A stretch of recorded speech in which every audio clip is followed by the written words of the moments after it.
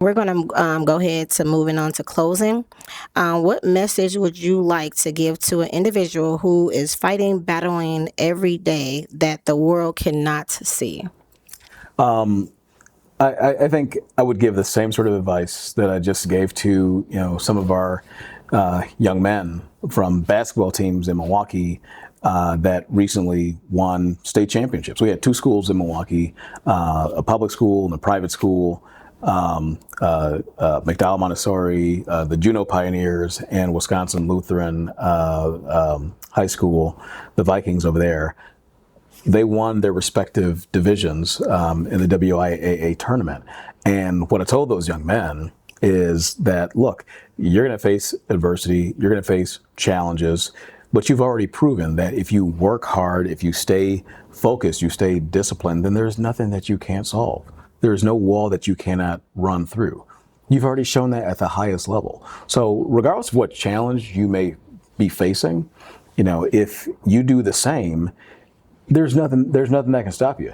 And outside of that, just personally, I tell kids, and I visit a ton of schools each and every single school year in Milwaukee public schools, and I tell those kids the same pieces of advice that folks have told me as I was growing up, or I learned from them as I was growing up. And there are five. One from my mom, who showed me to never give up. Things are going to be challenging, but don't fall to the wayside. Pick yourself up. Keep on going through it. My stepdad said that if you do good, you get good, meaning that you do good things will come to you. Just be kind to folks. My dad, my father, he told me to get off the block, experience different things, and that took me from the neighborhoods that I lived in Milwaukee.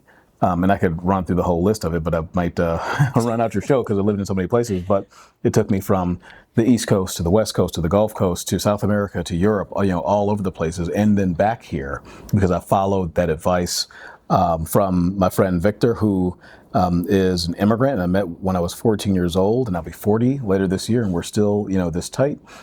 He showed me and told me that when you build bonds of brotherhood, with folks, no matter what they look like, no matter what language they speak, that can be good for you and for the entire community. He's primarily spoke Spanish and couldn't pronounce my name when I first met him because the R's kept rolling off. Yeah. And then from Jacqueline, who used to run the YMCA, was a friend and mentor of mine too. He said, don't chase dollars. Find something that you're passionate about. Yes. Find some purpose and go chase that.